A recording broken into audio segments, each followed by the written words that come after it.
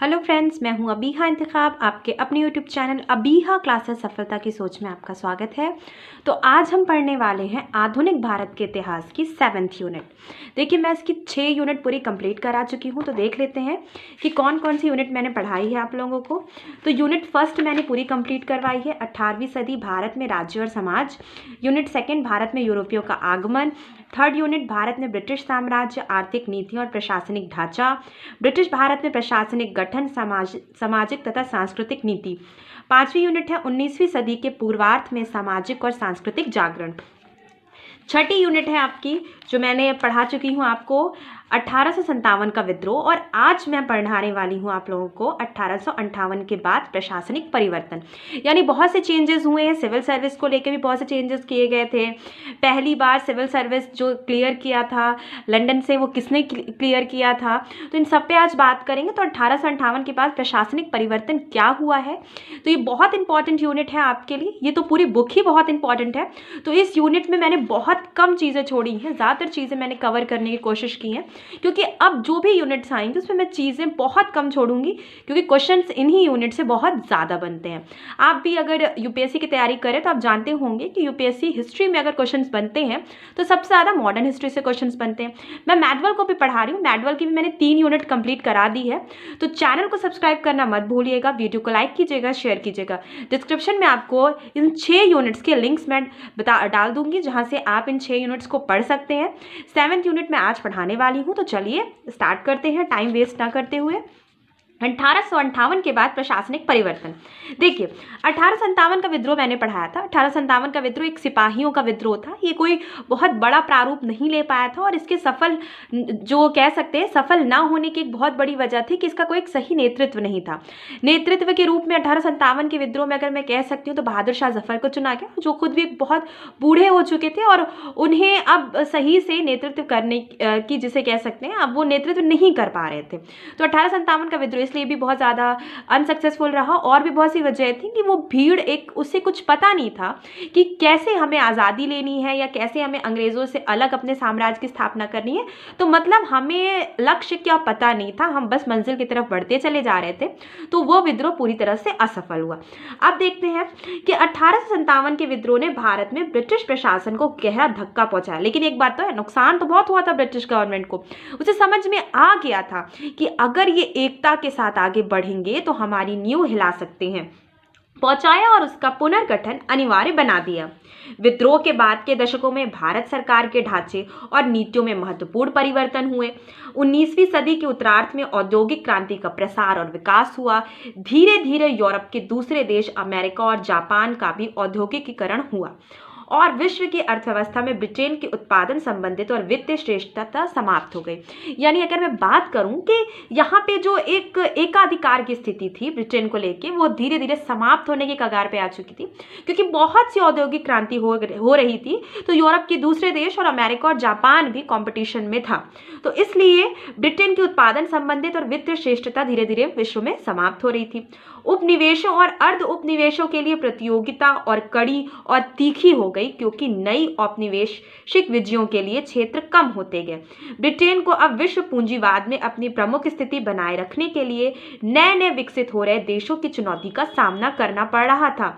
इसलिए उसने अपने वर्तमान साम्राज्य पर अपने नियंत्रण को मजबूत बनाने और उसे और फैलाने के लिए जोरदार कोशिश आरंभ कर दी। इसके अलावा 1850 के बाद रेलवे में और भारत सरकार को दिए गए ऋणों के रूप में बहुत अधिक ब्रिटिश पूंजी लगी थी। कुछ पूंजी चाय के बागानों, कोयला खदानों, जूट मिलों, जहाजरानी, व्यापार और बैंकिंग में भी लगी थी।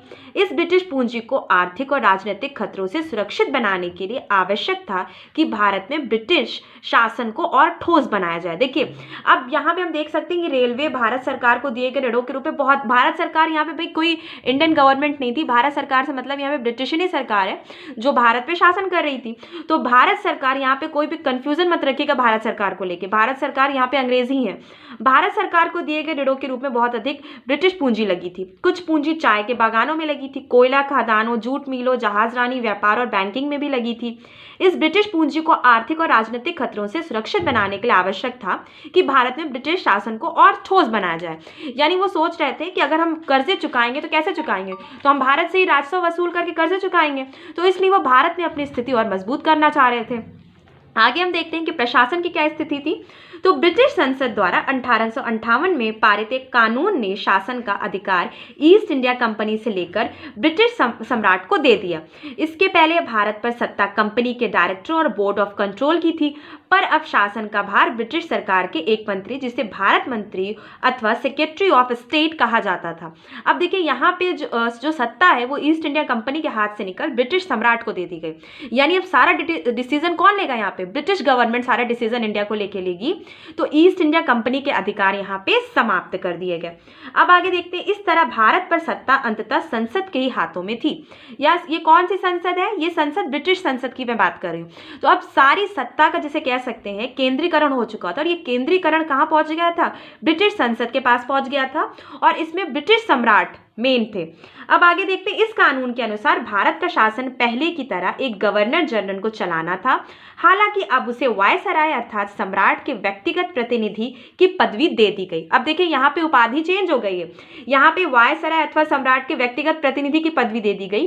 समय के साथ साथ नीतियों और उनको लागू करने के मामले में वायसराय अधिकाधिक ब्रिटिश सरकार के अधीन होता था। प्रशासन के तमाम छोटे छोटे मामलों पर भी भारत सचिव का नियंत्रण होता था। इस तरह भारत के मामलों पर अंतिम और व्यापक नियंत्रण जिस अधिकारी का था, वह भारत से हजारों मील दूर लंदन में बैठा होता था। तो ये देखिए बहुत अजीब स्थिति है ना, कि जो शासन कर रहा है, जिसका नियंत्रण है, जिसे डिसीजन लेना है, वो इतनी दूर बैठा है, और फिर वहां से वो सत्ता चला रहा है, वहां से वो डिसीजन ले रहा है कि हमें इंडिया में कैसे इंडिया के लोगों के साथ बिहेव करना है, कौन कौन से एक्ट लाने हैं, कैसे इंडिया से राजस्व वसूलना है। तो ये सब कौन तय कर रहा था? ये सब तय हो रहा था लंदन से। इस स्थिति में सरकार की नीतियों पर भारतीय जनमत का प्रभाव पहले से कम हो गया। ठीक है। दूसरी ओर ब्रिटिश उद्योगपतियों, व्यापारियों, बैंकरों का भारत सरकार पर प्रभाव और भी बढ़ गया। अब यहाँ पे हमें क्या देखने को मिला? ब्रिटिश उद्योगपति, व्यापारी और बैंकरों का भारत सरकार पर प्रभाव और बढ़ गया। बाहर से व्यापारी आने लगे यहाँ व्यापार करने के लिए। और आगे देख सकते हैं हम कि इस तरह भारतीय प्रशासन 1858 के पहले की तुलना में और भी प्रतिक्रियावादी हो गया, क्योंकि अब उदारतावाद का दिखावा भी धीरे धीरे बंद कर दिया गया। क्योंकि देखिए कंडीशन ऐसी आ चुकी है कि बहुत बड़े क्षेत्र पर ब्रिटिशर्स का अधिकार हो चुका है भारत के। तो अब जो वो पहले दिखावा करते थे कि हाँ हम उदारवाद हैं, हमसे व्यापार करने के लिए, अब उनको करने की कोई जरूरत ही नहीं थी, क्योंकि शासन उनके हाथ में आ गया था। भारत के लिए 1858 के कानून में व्यवस्था थी कि गवर्नर जनरल के साथ एक एग्जीक्यूटिव काउंसलिंग यानी कार्यकारी परिषद, एग्जीक्यूटिव काउंसलिंग का मतलब है जो कार्य कर रहा है उसका एक परिषद होता था, जिसके सदस्य विभिन्न विभागों के प्रमुख और गवर्नर जनरल के अधिकारी सलाहकार होंगे, यानी एडवाइजरी में होते थे वो। यही काउंसलिंग सारे महत्वपूर्ण विषयों पर विचार करके बहुमत से निर्णय लेती थी। हालांकि गवर्नर जनरल काउंसलिंग के किसी भी महत्वपूर्ण फैसले को रद्द कर सकता था। देखिए यहाँ पे क्या है सबसे इंपॉर्टेंट चीज, कि गवर्नर जनरल काउंसलिंग के किसी भी महत्वपूर्ण फैसले को रद्द कर सकता था। अब जो एग्जीक्यूटिव काउंसलिंग है, इसमें जो भी डिसीजन ले रहे हैं, इसमें डिसीजन मेकर जो है वो मेन गवर्नर जनरल ही है। अगर उसे डिसीजन समझ में नहीं आएगा तो वो उस निर्णय को चेंज भी कर सकता है। 1861 के इंडियन काउंसलिंग एक्ट में गवर्नर जनरल की काउंसलिंग को कानून बनाने की गरज से और भी बड़ा बना दिया गया। अब देखिए यहाँ पे क्या किया गया, 1861 के इंडियन काउंसलिंग एक्ट में गवर्नर जनरल की काउंसलिंग को कानून बना दिया गया। मतलब कि अब जो गवर्नर जनरल है उसकी बात का तो कोई काट ही नहीं सकता, क्योंकि उसकी जो लुई ने कहा था ना कि मेरे शब्द ही कानून है, लुई 14 ने क्या कहा था कि मेरे शब्द ही कानून है। तो यहाँ पे यही चीज हो गई कि जो यहाँ पे गवर्नर जनरल है उसके काउंसलिंग को ही कानून बना दिया गया, और इसलिए इसे इंपीरियल लेजिस्लेटिव काउंसलिंग नाम दिया गया। इंपीरियल लेजिस्लेटिव काउंसलिंग नाम दिया गया। गवर्नर जनरल को एग्जीक्यूटिव काउंसलिंग में 6 से 12 सदस्य तक बढ़ाने का अधिकार था, यानी सारा डिसीजन यहाँ पे गवर्नर जनरल ही ले रहा है, जिनमें से कम आधे का गैर अधिकारी होना अनिवार्य था। ये भारतीय भी हो सकते थे और अंग्रेज भी। इंपीरियल लेजिस्लेटिव काउंसलिंग को कोई भी वास्तविक अधिकार प्राप्त नहीं थे, इसलिए उसे आरंभिक कोटि का या कमजोर संसद भी नहीं माना जा सकता था। आप देख सकते हैं कि इसके अलावा इसके द्वारा पारित कोई भी विधेयक गवर्नर जनरल के अनुमोदन के बिना कानून नहीं बन सकता था, यानी गवर्नर जनरल जब तक उसको स्वीकार नहीं करेगा वो कानून नहीं बन सकता था। सबसे बड़ी बात यह थी कि भारत सचिव इसके द्वारा बनाए गए किसी भी कानून को रद्द कर सकता था, ये भी सबसे इंपॉर्टेंट है। इस तरह लेजिस्लेटिव काउंसलिंग का एकमात्र महत्वपूर्ण काम यह था कि वह सरकारी कदमों पर हाँ करे और यह आभास कराए कि ये सभी कदम एक संसदीय संस्था द्वारा बनाए गए कानून हैं। सिद्धांता भारतीय दृष्टिकोण का प्रतिनिधित्व करने के लिए कुछ गैर अधिकारी भारतीय सदस्य भी काउंसलिंग में शामिल कर दिए गए थे, लेकिन लेजिस्लेटिव काउंसलिंग में भारतीय सदस्यों की संख्या बहुत कम थी और वे भारतीय जनता द्वारा चुने हुए ना होकर गवर्नर जनरल द्वारा नामजद किए जाते थे। यानी यहाँ पे कौन चुन रहा है भाई? Governor general. मैंने पहले बता दिया ना, गवर्नर जनरल यहाँ पे अधिकारियों के पद बढ़ा सकता है, वो 6 से 12 सदस्य तक बढ़ाने का अधिकार रखता है। तो यहाँ पे भी बिल्कुल वही हो रहा है। वो क्या कर रहा है? गवर्नर जनरल नामजद कर रहा है कि किसको बनाना है। आगे देखते हैं कि 1861 में संसद में इंडियन काउंसलिंग बिल पेश करते हुए भारत सचिव चार्ल्स वुड ने कहा कि सारे अनुभव हमें यही बतलाते हैं कि जब एक विजेता जाति दूसरी जाति पर शासन करती है तो एक निरंकुश सरकार ही शासन का सबसे नर्म रूप हो सकती है। अब देखते हैं कि प्रांतीय प्रशासन की क्या स्थिति है। शासन की सुविधा के लिए अंग्रेजों ने भारत को प्रांतों में बांट रखा था। इसमें से बंगाल, मद्रास और मुंबई प्रांतों को प्रेसिडेंसी कहा जाता था। इन प्रेसिडेंसियों का प्रशासन एक गवर्नर 3 सदस्यों वाली एक काउंसलिंग की सहायता से चलाता था और उनकी नियुक्ति कौन करता था भाई? इनकी नियुक्ति सम्राट करता था। 1833 के पहले प्रांतीय सरकार को बहुत स्वायत्तता प्राप्त थी, यानी बहुत आज़ादी प्राप्त थी, पर 1833 में उनसे कानून बनाने के अधिकार ले लिए गए थे और उनके व्यय पर सख्त केंद्रीय नियंत्रण लगा दिया गया था। यानी कितना खर्चा कर रहे हैं उनके व्यय पर सख्त केंद्रीय नियंत्रण लगा दिया गया था। पर अनुभव से जल्द ही पता चल गया कि भारत जैसे विशाल देश का शासन सख्त केंद्रीकरण के सिद्धांत पर कुशलतापूर्वक नहीं चलाया जा सकता। अति केंद्रीकरण की यह बुराई वित्त के मामलों में सबसे अधिक स्पष्ट थी। पूरे देश से और उनके स्रोतों से राजस्व जमा होकर केंद्र में पहुंचता था। देखिए, आज भी अगर मैं बात करूं स्थिति कैसी है कि स्टेट गवर्नमेंट के ऐसे बहुत से टैक्स हैं जिनका हिस्सा उसको सेंट्रल गवर्नमेंट को देना पड़ता है। ठीक है, तो यहाँ पे भी कंडीशन कुछ ऐसी ही थी, लेकिन यहाँ पे कंडीशन बहुत बद से बदतर थी, क्योंकि यहाँ पे बहुत ज़्यादा भार होता था स्टेट गवर्नमेंट के ऊपर। तो स्टेट से ही राजस्व जमा करके केंद्र में पहुँचता था और तब केंद्र से प्रांतीय सरकारों में बांटता भी था। अब देखिए, यहाँ पे कंडीशन ये है कि जो पैसा जा रहा है, बुराई वित्त के मामले में सबसे अधिक स्पष्ट थी। पूरे देश से उनके स्रोतों से राजस्व जमा होकर केंद्र में पहुंचता था और तब केंद्र उसे प्रांतीय सरकारों में बांटता था। प्रांतों के व्यय की छोटी छोटी बातों पर भी केंद्र का सख्त नियंत्रण होता था, यानी कहाँ खर्चा कर रहा है, कैसे खर्चा कर रहा है, ये सब कौन डिसाइड कर रहा था? ये डिसाइड कर रही थी सेंट्रल गवर्नमेंट जो थी। लेकिन यह प्रणाली व्यवहार में बहुत बर्बादी का कारण सिद्ध हुई। प्रांतीय सरकार द्वारा राजस्व के कुशलतापूर्वक संग्रह पर निगरानी रखना या उनके खर्च पर पर्याप्त नियंत्रण रखना केंद्र सरकार के लिए संभव न था। अब देखिए, इतने सारे प्रांत हैं, अब हर प्रांत पर सेंट्रल गवर्नमेंट पूरी तरह से नजर तो रख नहीं सकती कि कौन खर्चा कैसे खर्चा कर रहा है। अगर मैं आज की गवर्नमेंट की कंडीशन बताऊं तो सेंट्रल गवर्नमेंट ऐसा नहीं कि छोटे छोटे स्टेट की कोई भी पॉलिसीज हैं तो उनको पूरा बताना पड़ता है सेंट्रल गवर्नमेंट को कि हम ऐसी पॉलिसीज चला रहे हैं। नहीं, उनके पास इतना अधिकार होता है कि वो अपनी पॉलिसीज चला सकें। लेकिन हाँ, अगर कुछ बहुत बड़े पैमाने पर पॉलिसी है तो उनको वो प्लान बताना पड़ता है कैबिनेट मिनिस्ट्री को। लेकिन उस समय की मैं बात करूं तो ऐसा नहीं था, छोटी छोटी चीज़ों को भी सेंट्रल गवर्नमेंट उस पर नज़र रखती थी और बताना पड़ता था। तो ये तो बहुत मुश्किल हो जाता है। तो हम देख सकते हैं, इसलिए अधिकारियों ने सार्वजनिक वित्त का विकेंद्रीकरण करने का फैसला किया। प्रांतीय वित्त को केंद्रीय वित्त से अलग करने की दिशा में पहला कदम 1870 में लॉर्ड मेयो ने उठाया। पुलिस, जेल, शिक्षा, चिकित्सा सेवाओं और सड़कों जैसी कुछ सेवाओं ने प्रशासन के लिए प्रांतीय सरकारों को निर्धारित रकम दे दी जाती थी। उनको इस धन का अपनी इच्छा अनुसार उपयोग करने को कहा जाता था। 1877 में लॉर्ड मेयो की इस योजना को लॉर्ड लिटन ने और फैलाया। अब देखिए लॉर्ड मेयो ने इस योजना को फैलाया था कि नहीं, हम कुछ चीजें क्या करेंगे, हम प्रांतों तक ही सीमित रखते हैं। पुलिस, जेल, शिक्षा, चिकित्सा सेवा, ये सब कुछ जो सेवाएं हैं ये प्रांत अपने से निपटे। तो ये जो है ये लॉर्ड लिंटन ने इसको आगे फैलाया और उसने प्रांतीय सरकारों को भू राजस्व यानी उत्पादन शुल्क, सामान्य प्रशासन और कानून तथा न्याय व्यवस्था जैसी कुछ सेवाएं भी सौंप दी। आगे देख सकते हैं कि इस व्यवस्था में 1882 में और भी परिवर्तन किए गए। प्रांतों को निर्धारित धन देने की प्रणाली समाप्त कर दी गई और उसके बजाय यह किया गया कि किसी भी प्रांत को कुछ स्रोतों से प्राप्त पूरी आय दे दी जाएगी और साथ ही अन्य स्रोतों से प्राप्त आय का एक निश्चित भाग दिया जाएगा। इस तरह राजस्व के सारे स्रोतों को 3 भागों में बांट दिया जाएगा, सामान्य, प्रांतीय तथा वे जिनसे प्राप्त आय केंद्रों और प्रांतों के बीच बंटनी थी। अब आगे देख सकते हैं कि स्थानीय संस्थाओं की क्या कंडीशन है। यहाँ पे औद्योगिक क्रांति ने 19वीं सदी में 19वीं सदी में यूरोप अर्थव्यवस्था और समाज को धीरे धीरे बदल कर रख दिया था। यूरोप के साथ भारत के बढ़ते संपर्कों तथा साम्राज्यवाद और आर्थिक शोषण की नई विधियों के कारण जो आवश्यक हो गया था कि अर्थव्यवस्था, सफाई व्यवस्था और शिक्षा के क्षेत्र में यूरोप में हुई प्रगति को भारत में भी लागू किया जाए। इसके अलावा उभरता हुआ भारतीय राष्ट्रवादी आंदोलन भी नागरिक जीवन में आधुनिक सुधारों को लागू किए जाने की मांग कर रहा था। इस तरह जनता के लिए शिक्षा, सफाई व्यवस्था, जल की आपूर्ति, बेहतर सड़कों तथा अन्य नागरिक सुविधाओं की जरूरत अधिकाधिक महसूस की जा रही थी। सरकार अब इनको और अनदेखा नहीं कर सकती थी, लेकिन सेना और रेलवे पर हो रहे भारी खर्चों के कारण वित्त व्यवस्था पहले से ही डावाडोल थी। देखिए यहाँ पे ये जो बेसिक नीड थी वो तो ये तो माना जा रहा था कि ये बहुत इंपॉर्टेंट है, लेकिन इसके ऊपर खर्चा नहीं हो रहा था। सिर्फ खर्च किस पे हो रहा था? सेना और रेलवे पे खर्च हो रहा था। और सेना तो एक बहुत ही सबसे खर्चीली, अगर मैं बात करूं कि कोई अगर संस्थाएं रही हैं तो वो सेना पे सबसे ज़्यादा खर्च किया गया है। और सेना पे इसलिए इन्होंने खर्च किया है क्योंकि ये भारतीय सेना को बाहर भी ले जाते थे।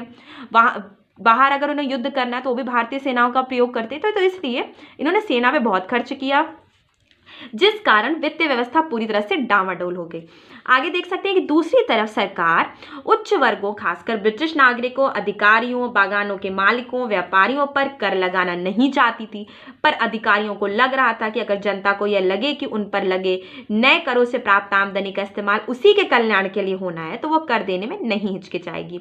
इसलिए निर्णय किया गया कि शिक्षा, स्वास्थ्य, सफाई, जल आपूर्ति जैसे विषय स्थानीय संस्थाओं को दे दिए जाएंगे और वे स्थानीय कर लगाकर उनका खर्च निकालेंगे। उनके अनेक अंग्रेजों ने एक और आधार पर भी स्थानीय संस्थाओं की स्थापना के लिए जोर डाला। यानी उन्होंने कहा कि अगर हम कर बढ़ाते भी हैं और वो ब्रिटिश गवर्नमेंट जो थी वो उच्च वर्ग और खास करके ब्रिटिश नागरिक अधिकारियों पे कर नहीं लगाना चाहती थी, कोई टैक्स नहीं देना चाहते थे ये लोग। तो ये सोच रहे थे कि अगर हम जनता पर टैक्स बढ़ाते हैं तो हम कुछ ऐसा काम कर दें जिससे जनता को कल्याणकारी काम कर दें, जिससे जनता को ये लगे कि हमारा पैसा हमारे हित में लग रहा है। यानी जिसे आप कह सकते हैं लॉलीपॉप दिखाने वाली कंडीशन है यहाँ पे पब्लिक को, और आज के भी बहुत से नेता ये काम करते हैं। आगे हम देख सकते हैं कि सबसे पहले 1864 और 1868 के बीच स्थानीय संस्थाओं की स्थापना हुई, पर लगभग हर मामले में इनके सदस्य नामजद होते थे। इसलिए संस्थाएं किसी भी तरह स्थानीय स्वशासन नहीं कही जा सकती थी और प्रभुत्व भारतीयों ने भी उन्हें ऐसा नहीं माना। इस दिशा में बहुत हिचकते हुए एक अपर्याप्त कदम 1882 में लॉर्ड रिबन की सरकार ने उठाया।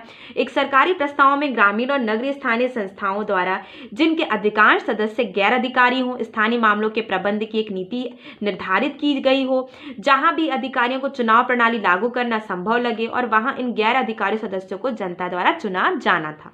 अब आगे देख सकते हैं, लेकिन सभी जिलों के परिषदों और उनकी नगर महापालिकाओं में चुने हुए सदस्य अल्पमत में होते थे। इसके अलावा वे बहुत थोड़े से मतदाताओं द्वारा चुने जाते थे, क्योंकि मत देने का अधिकार बहुत ही सीमित था। यानी कि ऐसी कंडीशन नहीं थी कि हर चीज को लेके इलेक्शन हो रहा है। जैसे आज की कंडीशन में अगर मैं बताऊं कि चाहे पार्षद का चुनाव हो, चाहे प्रधानी का चुनाव हो, आप अगर भारतीय हो तो आपको वोट देने का पूरा राइट है, लेकिन उस टाइम ऐसा नहीं था। मत देने का अधिकार बहुत ही सीमित था।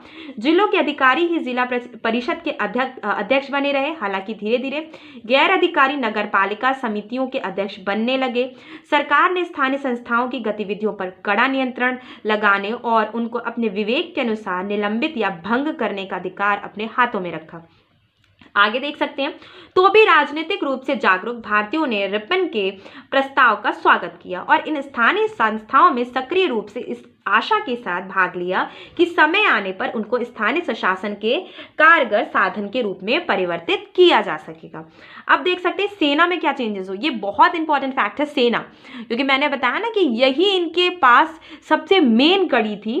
तो सेना में परिवर्तन 1858 के बाद सेना का सावधानी के साथ पुनर्गठन किया गया। क्यों भाई? क्योंकि 1857 में एक बहुत बड़ा विद्रोह सिपाहियों द्वारा हो चुका है, इसलिए यहाँ पे एकदम बहुत ध्यान से ब्रिटिश गवर्नमेंट ने, या मैं कह सकती हूँ भारतीय सरकार ने, बहुत ध्यान से सेना का गठन किया, जिसका प्रमुख उद्देश्य एक और विद्रोह ना होने का था। शासकों ने देखा कि उनकी संगीनें ही उनके शासन का एकमात्र सुरक्षित आधार थी। भारतीय सैनिकों की विद्रोह की क्षमता को अगर एकदम समाप्त न किया जा सके तो यथासंभव कम करने के लिए अनेक कदम उठाए गए। पहली बात यह कि सेना पर यूरोपीय सैनिकों का वर्चस्व सावधानी के साथ सुनिश्चित किया गया। सेना में भारतीयों के मुकाबले यूरोपियों का भाग बढ़ा दिया गया, क्योंकि 1857 ये वापस रिपीट नहीं चाहते थे। तोपखाने और बाद में 20वीं सदी में टैंकों तथा बख्तरबंद गाड़ियां जैसे सेना के महत्वपूर्ण विभाग पूरी तरह से यूरोपियों के हाथ में रखे गए। देखिए, मैंने पहले ही बताया था, बड़ी बड़ी पोस्टें जो सेना में थीं वो तो इंडियंस के हाथ में नहीं थीं, लेकिन अब यहाँ पे मैं बता सकती हूँ कंडीशन और ज़्यादा बद से बदतर हो गई, क्योंकि 1857 एक बहुत बड़ा विद्रोह हो चुका था। तो ब्रिटिश गवर्नमेंट नहीं चाहती थी कि रिपीट हो, तो इसलिए उसने यूरोपियों के हाथ में जितने महत्वपूर्ण कार्य थे, टैंक, बख्तरबंद गाड़ियाँ और तोपखाने, सब कुछ यूरोपियों के हाथ में दे दिए। अधिकारी वर्ग से भारतीयों को बाहर रखने की पुरानी नीति का सख्ती से पालन किया जाने लगा। 1914 तक कोई भी भारतीय कभी सूबेदार के पद से ऊपर नहीं उठ सका।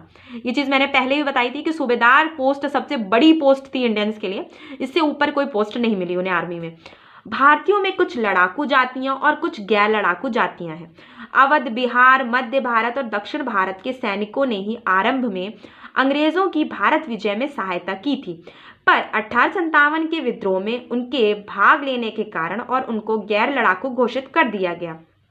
अब बड़ी संख्या में सेना में उनको भर्ती करना बंद कर दिया गया। दूसरी ओर विद्रोह को कुचलने में सहायता देने वाले पंजाबियों, गोरखा और पठानों को लड़ाकू जाति घोषित किया गया और उनको बड़ी संख्या में भर्ती किया जाने लगा। 1875 तक ब्रिटिश भारत की सेना का आधा भाग पंजाबियों का था। अनेक रेजिमेंटों में जातियों और संप्रदायों के आधार पर कंपनियां बनाई गईं। भारत सचिव चार्ल्स वुड ने 1861 में वायसराय कैनिंग को एक पत्र में लिखा, मैं एक ऐसी बड़ी सेना कभी नहीं देखना चाहता जिसकी भावनाएं, पूर्वाग्रह और संपर्क वैसे ही हों जिसे अपनी शक्ति का भरोसा हो और जो मिलकर विद्रोह करने को इतनी उत्सुक हो कि अगर एक रेजिमेंट विद्रोह करे तो दूसरी रेजिमेंट को उसे इतना कटा हुआ देखना पसंद करूंगा कि वह उस पर गोली चलाने के लिए भी तैयार हो। मतलब वो आर्मी तो चाहते थे, लेकिन कोई एकजुट और राष्ट्रवादी आर्मी नहीं चाहते थे जो राष्ट्र के लिए काम करे। वो जानते थे कि अगर एक रेजिमेंट विद्रोह कर रहा है तो दूसरा रेजिमेंट उसके दुश्मन के तौर पर तैयार है और वो उस पर गोली चलाने को तैयार है। इस तरह भारतीय सेना शुद्ध रूप से भाड़े की सेना बनी रही, यानी कि सिर्फ किराए की सेना बनी रही, जिसके अंदर कभी राष्ट्रवाद की मैं भावना कह सकूं। तो ये ब्रिटिश जो गवर्नमेंट थी वो नहीं चाहती थी कि उनके अंदर राष्ट्रवाद की भावना जागृत हो। आगे देख सकते हैं कि भारतीय सेना आगे चलकर बहुत ही खर्चीली सैनिक शक्ति बन गई। 1904 में भारतीय राजस्व का लगभग 52% इस पर खर्च हो रहा था कि इसका कारण यह था कि यह एक से अधिक उद्देश्य पूरी कर रही थी। उस समय सबसे महत्वपूर्ण उपनिवेश होने के नाते भारत की रूसी, फ्रांसीसी और जर्मन साम्राज्यवादियों से लगातार रक्षा करनी पड़ रही थी। इससे भारतीय सेना की संख्या में बहुत वृद्धि हुई, यानी वो बहुत ज्यादा भर्ती कर रहे थे, लेकिन किस पद पर? सिपाहियों के पद पर। दूसरे भारतीय सैनिकों को केवल भारत की रक्षा ही नहीं करनी पड़ती थी, भारतीय सेना एशिया, अफ्रीका में ब्रिटिश सत्ता और शासन को फैलाने और मजबूत बनाने का भी प्रमुख साधन थी। अंतिम बात यह है कि सेना का ब्रिटिश भाग कब्जा बनाए रखने वाली सेना का काम कर रहा था। देश पर ब्रिटिश अधिकार की आखिरी जमानत यह थी कि मगर इसका खर्चा भारत के राजस्व से पूरा किया जाता था और ये भारत के लिए बहुत बड़ा बोझ था। देखिए, अब ब्रिटिश गवर्नमेंट जो आर्मी की भर्ती कर रही थी वो पेमेंट कौन करेगा भाई? तो भारत में जो राजस्व वसूल हो रहा था, भारत की जनता से जो कर वसूल हो रहा था, वो इनको सैलरी के अमाउंट पे मिल रहा था, यानी कि रहन सहन इनके खर्चे के तौर पे मिल रहा था। मैं ये नहीं कह सकती कि बहुत अच्छी सैलरी इनको पेड हो रही थी, क्योंकि इनकी कंडीशन भी बहुत बुरी थी। मजदूरों की तरह सैनिकों की भी कंडीशन थी। आगे देख सकते हैं कि सार्वजनिक सेवाएं क्या है। प्रशासन में अधिकार और उत्तरदायित्व के सारे पदों पर इंडियन सिविल सर्विस के सदस्य बैठे होते थे, ये वेरी इंपॉर्टेंट है, जिनकी भर्ती लंदन में होने वाली खुली वार्षिक प्रतियोगिता परीक्षा के द्वारा की जाती थी। इन परीक्षाओं में भारतीय भी बैठ सकते थे।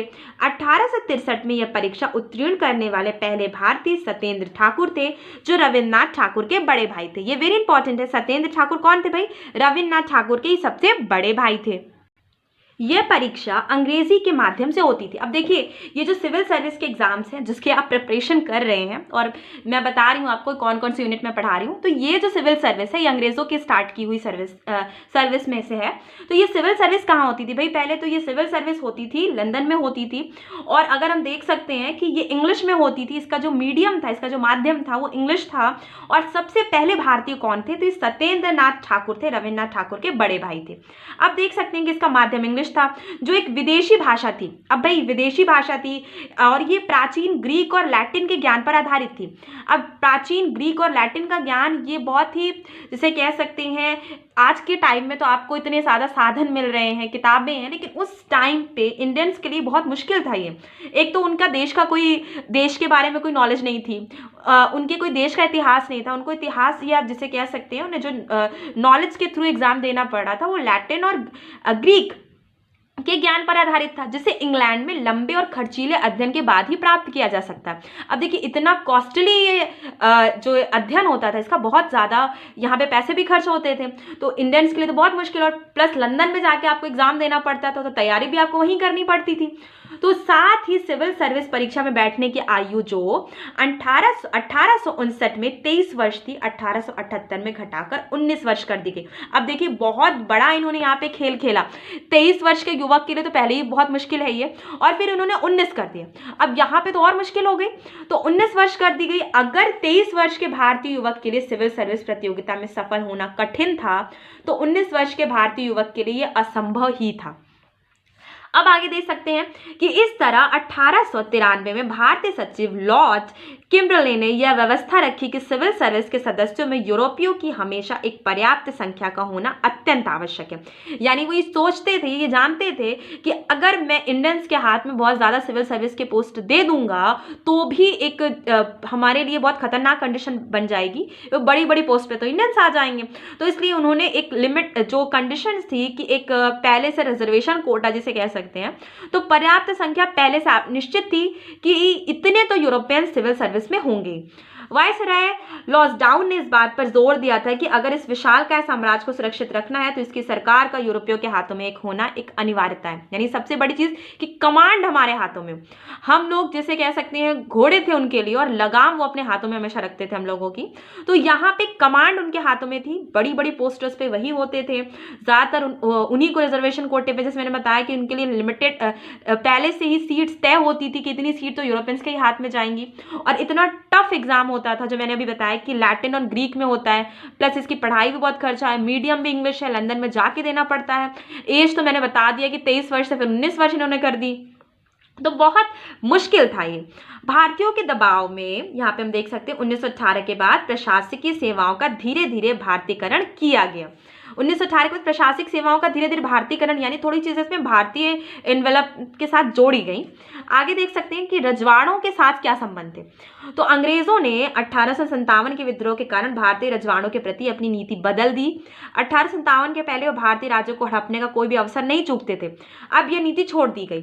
यानी कि अब वो लालच दिखा रहे थे कि भाई हम जो बड़े बड़े रजवाड़े हैं उनके साथ हैं, हम आपकी प्रॉपर्टी आपको वापस भी कर देंगे, हम आपसे प्रॉपर्टी छीनेंगे भी नहीं, क्योंकि ये जानते थे कि अगर कुछ ऐसा विद्रोह हुआ तो ये विद्रोह, ये रजवाड़े हमारे साथ मिलकर उसका दमन कर सकते हैं, उस विद्रोह को कुचल सकते हैं।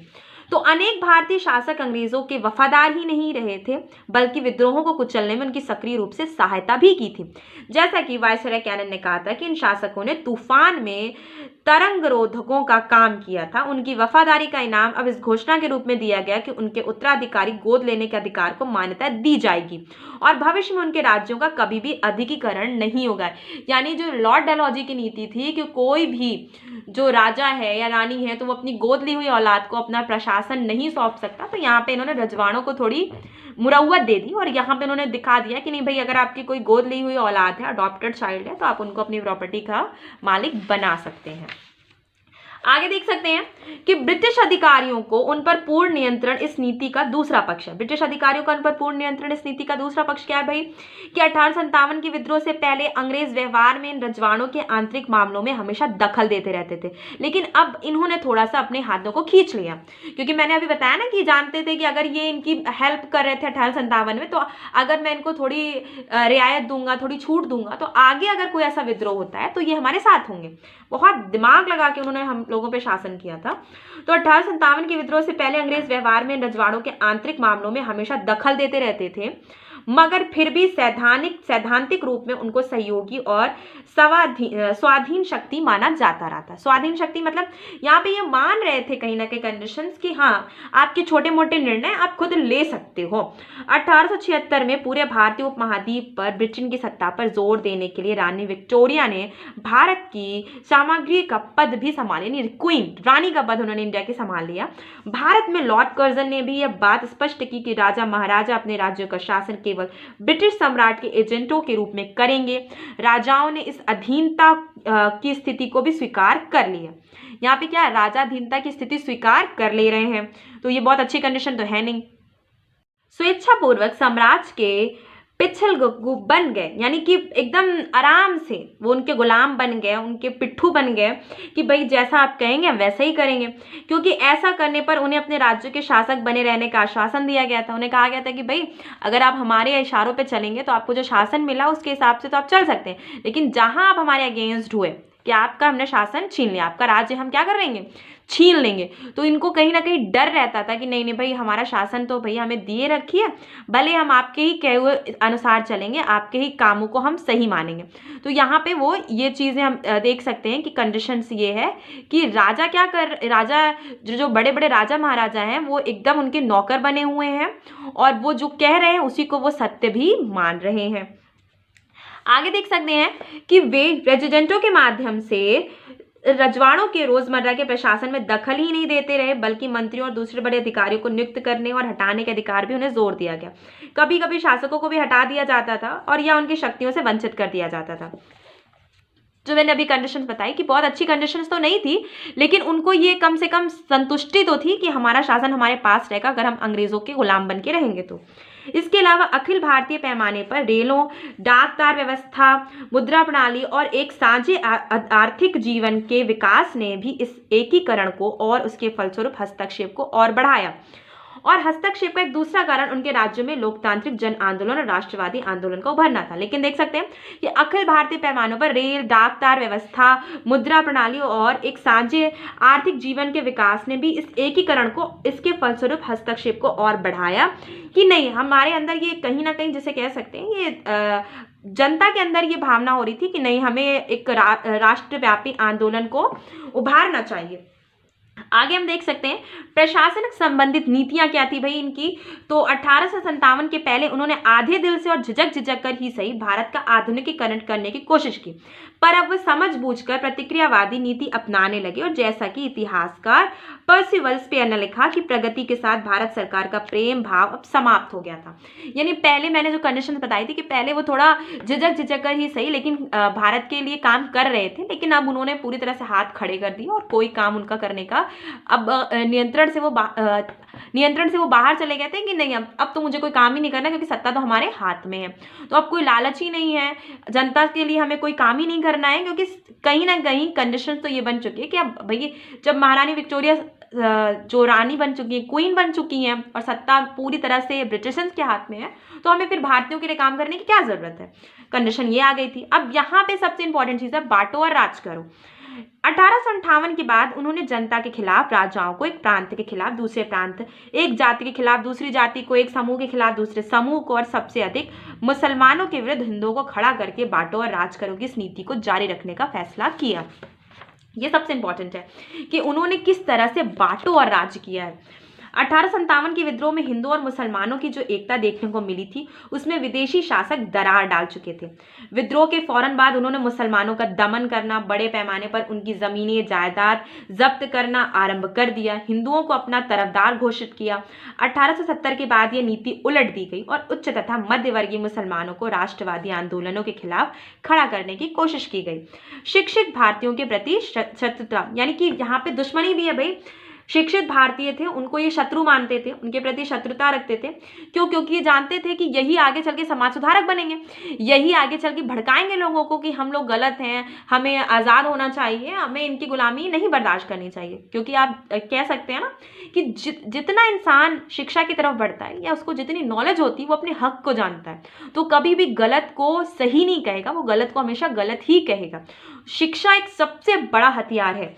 तो तो 1833 के बाद भारत सरकार ने आधुनिक शिक्षा को जमकर प्रोत्साहन दिया था, लेकिन 1857 में कलकत्ता, मुंबई और मद्रास में विश्वविद्यालय स्थापित किए गए थे और इसके बाद उच्च शिक्षा तेजी से फैली थी। 1857 के विद्रोह में शिक्षित भारतीयों के भाग लेने से इनकार करने पर अनेक अंग्रेज अधिकारियों ने उनकी प्रशंसा की थी, परंतु शिक्षित भारतीयों के प्रति अनुकूल सरकारी दृष्टिकोण जल्द ही उलट गया। अब देख सकते हैं कि 1885 में भारतीय राष्ट्रीय कांग्रेस की स्थापना की गई, तो अधिकारी उच्च शिक्षा के पक्के दुश्मन बन बैठे। अब सरकारी अधिकारी उच्च शिक्षा को फैलाने से रोकने के लिए सक्रिय उपाय करने लगे। वो शिक्षित भारतीयों पर अब नाक भौं सिकोड़ने तथा उन्हें बाबू कहकर उनका मजाक उड़ाते थे। अब आगे देख सकते हैं कि जमींदारों के प्रति दृष्टिकोण उनका क्या रहा। तो भविष्य के प्रति सचेत शिक्षित भारतीयों के प्रति शत्रुता की भावना रखने के साथ ही अंग्रेजों ने अब भारतीयों के सबसे प्रक्रियावादी वर्गों जैसे राजाओं, जमींदारों, भूस्वामियों की ओर दोस्ती का हाथ बढ़ाया। उदाहरण के लिए अवध के अधिकांश तालुकेदारों की जमीनें उन्हें लौटा दी गई। जमींदारों और भूस्वामियों को भारतीय जनता के परंपरागत और स्वाभाविक नेता कहकर उछाला गया। अब आगे देख सकते हैं कि 1876 में वायसराय लॉर्ड लिंटन ने खुलकर घोषणा की कि अब आगे इंग्लैंड के सम्राट को एक शक्तिशाली देशी अभिजात वर्ग की आशाओं, आकांक्षाओं, सहानुभूतियों और हितों से संबंध समझा जाना चाहिए। बदले में जमींदारों और भूस्वामियों ने यह स्वीकार किया कि समाज में उनकी स्थिति तभी तक है जब तक ब्रिटिश शासन बना रहे। इस तरह वे इसके पक्के समर्थक हो गए। जमींदारों को उन्होंने अपनी तरफ ले लिया, क्योंकि जमींदार भी ये जानते थे कि भाई हमारी स्थिति तभी तक है, हमारे खिलाफ मजदूर तभी तक नहीं आवाज उठाएंगे जब तक हम अंग्रेजों के बिट्ठू बन के रहेंगे। समाज सुधार के प्रति इनका क्या दृष्टिकोण था भाई, तो यहाँ पे देख सकते हैं अब जिनको शिक्षा नहीं पसंद तो समाज सुधार क्या पसंद होगा। रूढ़िवादी वर्गों से सहयोग की इस नीति के अनुसार अंग्रेजों ने समाज सुधार की सहायता करने की पुरानी नीति छोड़ दी थी। उनका मत था कि सती प्रथा का उन्मूलन, विधवा पुनर्विवाह की आज्ञा आदि समाज सुधार के कदम 1857 के विद्रोह के प्रमुख कारण थे। इसलिए धीरे धीरे उन्होंने रूढ़िवादियों का पक्ष लेना आरंभ कर दिया और समाज सुधारकों का समर्थन बंद कर दिया। अपनी पुस्तक भारत एक खोज में जवाहरलाल नेहरू ने लिखा है कि भारत के प्रतिक्रियावादियों के साथ इस स्वाभाविक गठजोड़ के कारण ब्रिटिश शासन अनेक बुरी प्रथाओं और कर्मकांडों का रक्षक और समर्थक बन गया। अब आगे देख सकते हैं कि हालांकि यह अन्यथा इनकी निंदा करता था, वो निंदा तो करता था, लेकिन वो जानता था कि अगर मैं इसका बहुत ज़्यादा खुल के विद्रोह करूंगा तो मेरा भी विद्रोह होना शुरू हो जाएगा। तो ये बहुत दिमाग से उन्होंने ये गेम पूरा चेंज कर दिया कि उन्होंने सडनली 1857 के बाद समाज सुधारकों को एकदम अपनी कोई सहायता नहीं दी और कोई भी समाज सुधारी काम इन्होंने नहीं किए। आगे देख सकते हैं कि यथास्थिति को बनाए रखकर उन्होंने अप्रत्यक्ष रूप से सामाजिक बुराइयों को सुरक्षित ही रखा। इसके अलावा राजनीतिक लाभ के लिए जातिवाद और संप्रदायवाद को प्रोत्साहित करके उन्होंने सामाजिक प्रतिक्रिया को और भी जमकर प्रोत्साहन दिया। यहाँ पे उन्होंने क्या किया कि जातिवाद और संप्रदायवाद को उन्होंने और भी प्रोत्साहित किया। सामाजिक सेवाओं का अत्यधिक पिछड़ापन। भारत सरकार अपनी भारी आमदनी का अधिकांश भाग सेना, युद्धों, प्रशासकीय सेवाओं पर खर्च कर रही थी और सामाजिक सेवाएं पैसे के लिए तरस रही थी। अब यहाँ पे हम देख सकते हैं उदाहरण के लिए 1886 में भारत सरकार को कुल 47 करोड़ रुपयों का राजस्व प्राप्त हुआ। इसमें से लगभग 29.41 करोड़ सेना पर और 17 करोड़ प्रशासन पर खर्च किए गए, मगर शिक्षा, चिकित्सा, जन स्वास्थ्य पर 2 करोड़ रुपए से भी कम, सिंचाई पर केवल 65 लाख खर्च किए गए। सफाई, जल आपूर्ति और जन स्वास्थ्य पर झिझक कर जो थोड़े बहुत काम किए गए वे आमतौर पर नगरों तक ही सीमित रहे और उनमें भी तथाकथित सिविल लाइन अर्थात नगरों के ब्रिटिश या आधुनिक भाग तक सीमित रहे। यह सेवाएं मुख्यतः यूरोपीय और नगरों के यूरोपीय भागों में रहने वाले थोड़े से उच्च वर्गीय भारतीयों के लिए ही थी।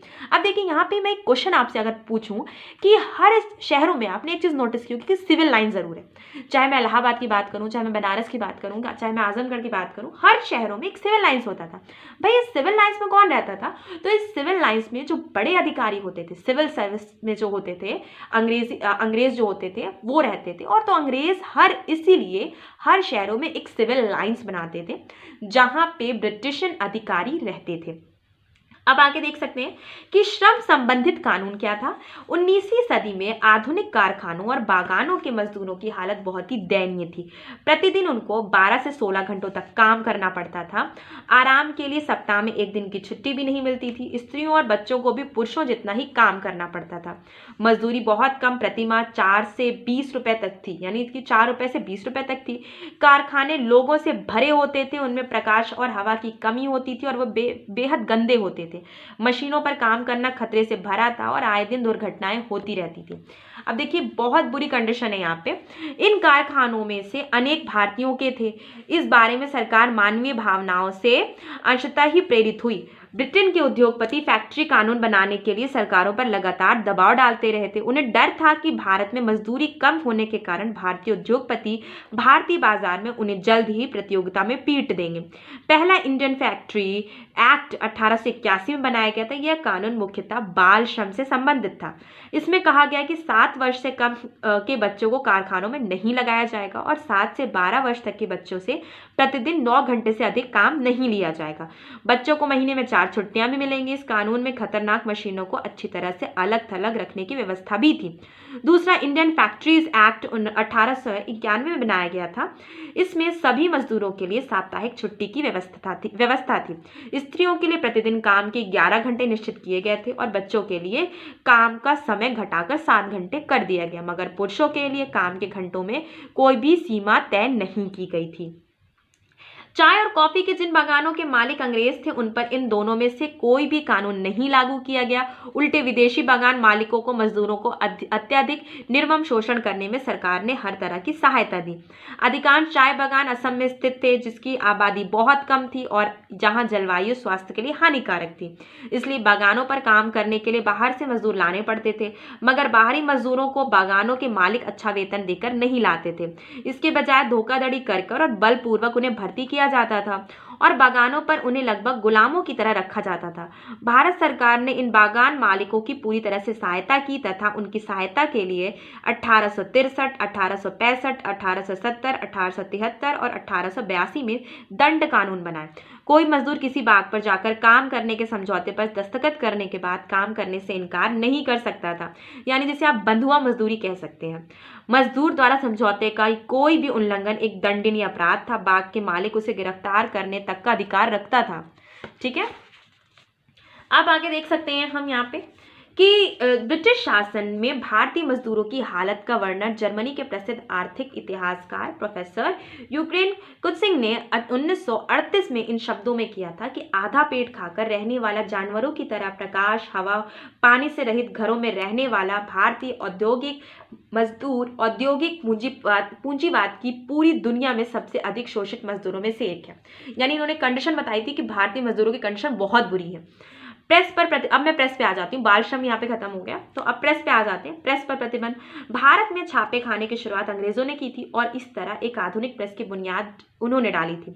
लेकिन यही चीज़ इनके लिए एक गले की फांस के रूप में बन गया था। जो चीज़ इन्होंने शुरू की वही चीज़ इनके नुकसान के लिए आगे चीज़ें हो गई। समाचार पत्र आरंभ करने तथा उन्हें एक सशक्त राजनीतिक साधन बनाने में राम मोहन रॉय, विद्यासागर, दादाभाई नौरोजी, जस्टिस रणधीर सिंह, कर्नल करचनकार मेनन, मदन मोहन मालवीय, लाला लाजपत राय, विपिन चंद्र पाल और दूसरे भारतीयों ने एक महत्वपूर्ण भूमिका निभाई। प्रेस धीरे धीरे राष्ट्रवादी आंदोलन का एक प्रमुख अस्त्र बन गया, जैसे कि समाचार पत्र निकलना, मैगजीन्स निकलना, पत्रिकाएं छपना जिसमें राष्ट्रवादी आंदोलन या राष्ट्र के लिए एकजुट होना, ये सब चीजें छपती रहती थी।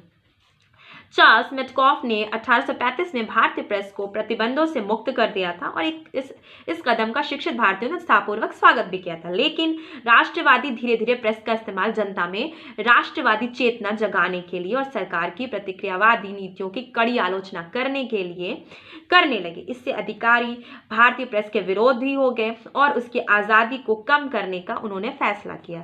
इसके लिए 1878 में वर्नाक्युलर प्रेस एक्ट बनाया गया। इस कानून ने भारतीय भाषाओं के समाचार पत्रों की आज़ादी पर कड़ी बंदिशें लगाई। भारतीय राष्ट्रवादी जनमत तब तक जागरूक हो चुका था और इस कानून के बनाए जाने का जोरदार विद्रोह किया। इस विरोध का तत्कालिक प्रभाव पड़ा और इस कानून को 1882 में रद्द कर दिया गया। इसके बाद लगभग 25 वर्षों तक भारतीय प्रेस को पर्याप्त स्वतंत्रता प्राप्त रही, लेकिन 1905 में जुझारू स्वदेशी और बहिष्कार आंदोलन के बाद 1908 में 1910 में कड़े प्रेस कानून बनाए गए। अब आगे देख सकते हैं कि अब अंग्रेज, यहाँ पे मैं जातीय शत्रुता की मैं बात कर रही हूँ, तो यहाँ पे बहुत इंपॉर्टेंट है कि आप समझ लें। अब अंग्रेज खुलकर जातीय दंभ दिखाने लगे। केवल यूरोपियों के लिए आरक्षित रेलों के डिब्बे, रेलवे स्टेशनों के प्रतीक्षालय, park, hotel, swimming pool, club आदि इस नस्लवाद के स्पष्ट उदाहरण थे। यानी वो जातिवाद की अपनी अब स्थिति पे आ गए थे वो अब बता रहे थे कि नहीं, हम बस अपने ही लिए सगे हैं, हम आपके लिए बिल्कुल सगे नहीं हैं।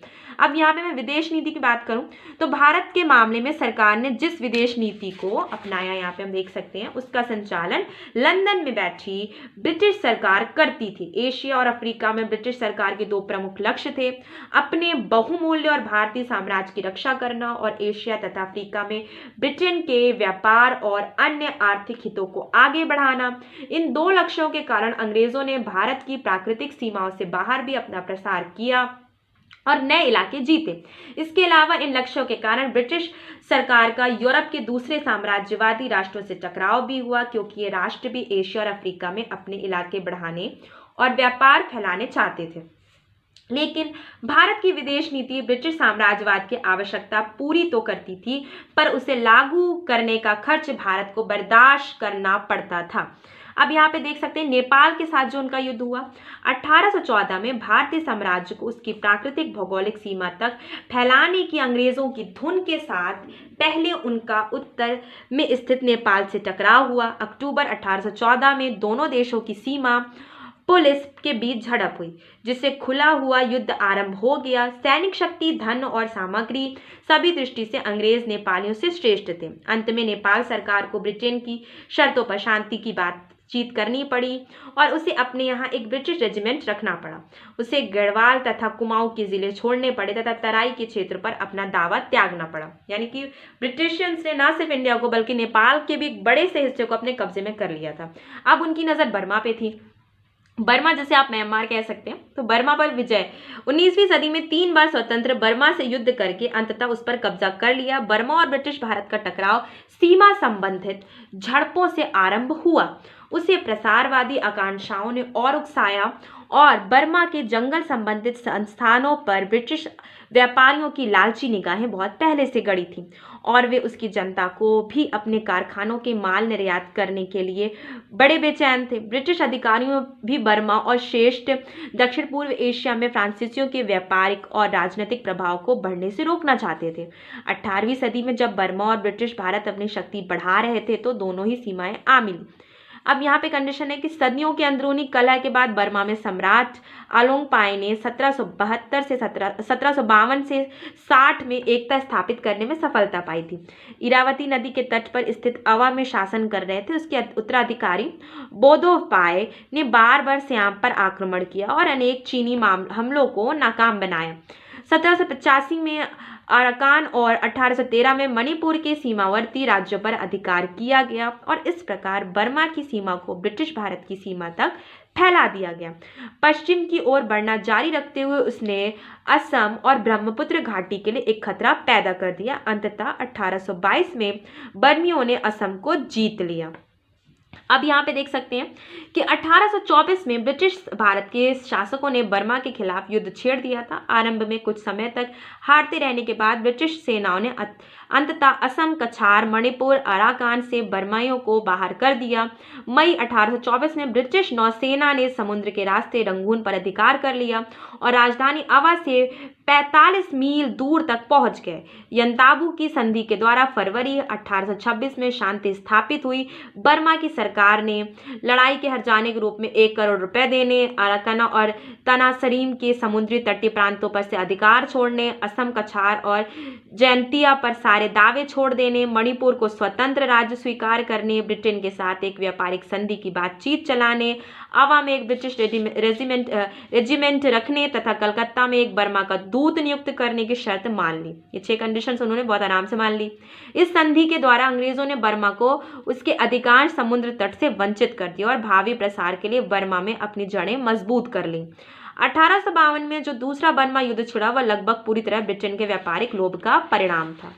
अब यहाँ पे देख सकते हैं कि ब्रिटेन ने ना सिर्फ नेपाल के बहुत बड़े हिस्से पे कब्जा किया बल्कि उन्होंने भारत के जो पड़ोसी हैं बर्मा पर भी एक बहुत बड़ा एरिया उसका भी कब्जे में ले लिया। अंग्रेजों को लगा कि बर्मा की विशाल जनसंख्या ब्रिटेन के सूती कपड़े और दूसरे औद्योगिक मामलों में बिक्री के लिए एक बहुत बड़ा बाजार उपलब्ध करा सकती है।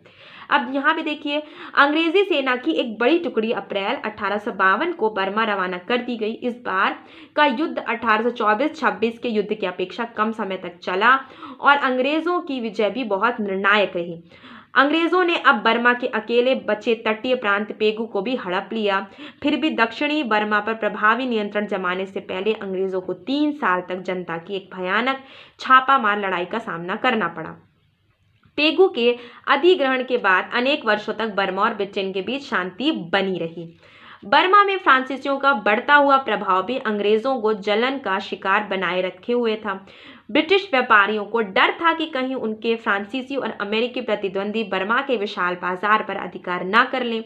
अब ब्रिटेन में चैम्बर ऑफ कॉमर्स ने तथा रंगून में बैठे ब्रिटिश व्यापारियों ने ब्रिटिश सरकार पर दबाव डाला कि वह ऊपरी बर्मा पर फौरन कब्जा करे।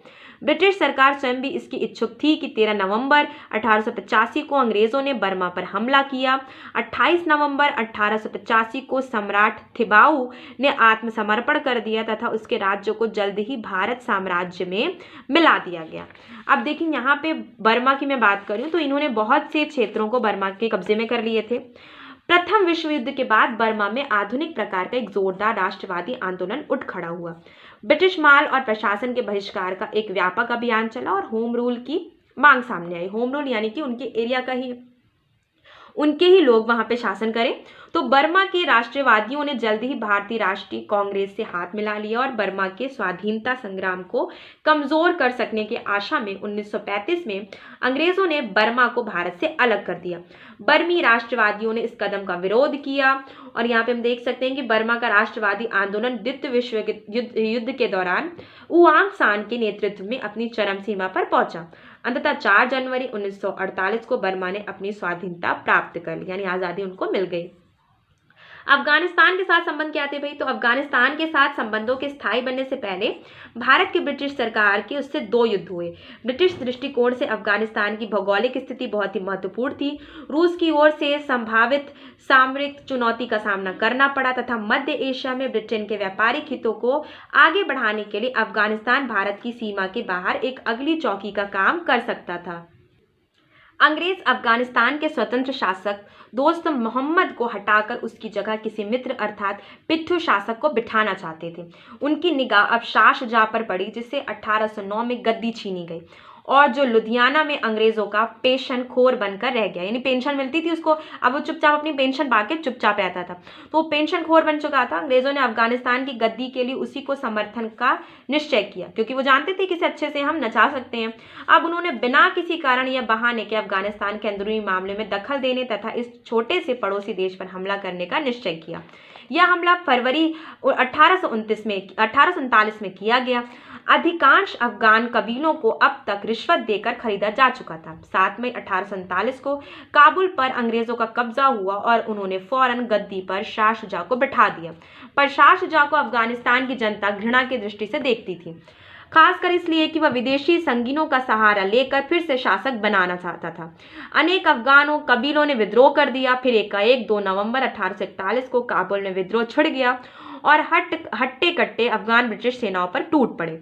अंग्रेजों ने मजबूर होकर 11 दिसंबर 1841 को अफगान सरदारों से एक समझौता किया और बात मान ली कि वे अफगानिस्तान से चले जाएंगे और दोस्त मोहम्मद को फिर से गद्दी पर बिठाया जाएगा।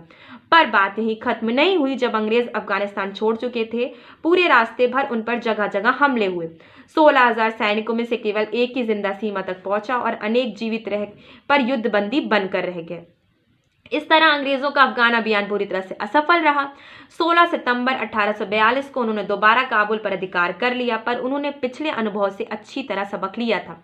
हाल की हार और अपमान का बदला ले चुकने के बाद उन्होंने दोस्त मोहम्मद से समझौता कर लिया और काबुल को खाली करके उन्होंने दोस्त मोहम्मद को अफगानिस्तान का स्वतंत्र शासक मान लिया। अंग्रेजों ने अब अफगानिस्तान के अंदरूनी मामलों में दखल न देने की नीति अपनाई और 1860 के दशक में क्रिमिया युद्ध में हारने के बाद जब रूस ने मध्य एशिया पर ध्यान देना आरंभ कर दिया तो अंग्रेजों ने अफगानिस्तान को एक तटस्थ देश के रूप में मजबूत बनाने की नीति अपनाई। इस तरह हस्तक्षेप ना करने और कभी कभी सहायता देने की नीति अपनाकर उन्होंने अमीर को रूस के साथ हाथ मिलाने से रोक रखा था। 1870 के बाद पूरी दुनिया में साम्राज्यवाद का पुनरुत्थान हुआ। अंग्रेजों और रूस की शत्रुता भी बढ़ी। अब एक बार फिर ब्रिटिश राजनेताओं ने अफगानिस्तान को अपने प्रत्यक्ष राजनीतिक नियंत्रण में लाने की बात सोची ताकि वे मध्य एशिया में ब्रिटेन के प्रसार के लिए एक आधार का काम दे सकें। अफगान शासक शेर अली पर ब्रिटेन की शर्तें लादने के लिए उन्होंने 1878 में अफगानिस्तान पर एक और हमला किया। इसे ही दूसरा अफगान युद्ध कहा जा सकता है। अब देखिए मई 1879 में शांति स्थापित हुई। अब मई 1879 में जो शांति स्थापित हुई, जब शेर अली के बेटे याकूब खान ने गंदमक की संधि पर हस्ताक्षर किए थे। अंग्रेजों की सफलता बहुत समय तक बनी नहीं रही, मतलब वो जैसे कह सकते हैं वो सफलता का जश्न नहीं मना पाए, क्योंकि अफगानों के राष्ट्रीय स्वाभिमान को चोट पहुंची थी। इसलिए अपनी स्वतंत्रता की रक्षा के लिए वे एक बार फिर उठ खड़े हुए। विद्रोही अफगान सैनिकों ने 3 सितंबर 1879 को ब्रिटिश रेजिमेंट में मेजर केवनयारी तथा उसके सैनिकों के अंगरक्षक पर हमला करके उन्हें मार डाला। अफगानिस्तान पर अंग्रेजों ने एक बार फिर हमला करके उस पर अधिकार कर लिया, पर अफगान अपनी बात स्पष्ट कर चुके थे। अंग्रेजों ने एक बार अपनी नीति बदली तथा एक मजबूत और दोस्त अफगानिस्तान के अंदरूनी मामलों में दखल न देने की पुरानी नीति अपनाई। दोस्त मोहम्मद के पोते अब्दुल रहमान को अफगानिस्तान का नया शासक स्वीकार किया गया। अब देखिए प्रथम विश्व युद्ध तथा 1917 की रूसी क्रांति ने आंग्ल अफगान संबंधों को एक नया मोड़ दिया। अफगान अब ब्रिटिश नियंत्रण से पूर्ण स्वाधीनता की मांग करने लगे। हबीबुल्लाह, जो 1901 में अब्दुल रहमान के बाद अमीर बना था, कि 20 फरवरी 1919 को हत्या कर दी गई। इसके बाद उसके बेटे अमानुल्लाह, जो नया अमीर बना, ने ब्रिटिश भारत के खिलाफ युद्ध छेड़ दिया। 1981 में शांति स्थापित हुई और एक संधि के द्वारा अफगानिस्तान को अपने विदेशी मामलों में अपनी स्वाधीनता वापस मिल गई। तो ये चैप्टर आपका यहाँ पे पूरा का पूरा कंप्लीट हो गया, ये यूनिट पूरी कंप्लीट हो गई। तो अब इसके बाद मैं पढ़ाऊंगी आपको ब्रिटिश शासन का आर्थिक प्रभाव। तो चैनल को सब्सक्राइब करना मत भूलिएगा। तो आज हमने जो 7 चैप्टर पढ़ा है, इसमें हमने क्या क्या पढ़ा है? प्रशासन पढ़ा है, हमने सेना में परिवर्तन पढ़ा है, सार्वजनिक सेवाएं पढ़ी है, रजवाड़ों के साथ संबंध पढ़ा है, प्रशासनिक संबंधित नीतियां पढ़ी है, जातीय शत्रुता पढ़ी, विदेशी नीति नेपाल, बर्मा और अफगानिस्तान के मामले में हमने पढ़ी। तो ये बुक आपकी जल्दी से जल्दी मैं कंप्लीट करा दूंगी। 7 चैप्टर मैंने इसके कंप्लीट करा दिए, 7th यूनिट कंप्लीट हो गई है। तो आज का वीडियो बस इतना ही। वीडियो देखने के लिए थैंक यू। चैनल को सब्सक्राइब करिएगा, वीडियो को लाइक कीजिएगा। Thank you.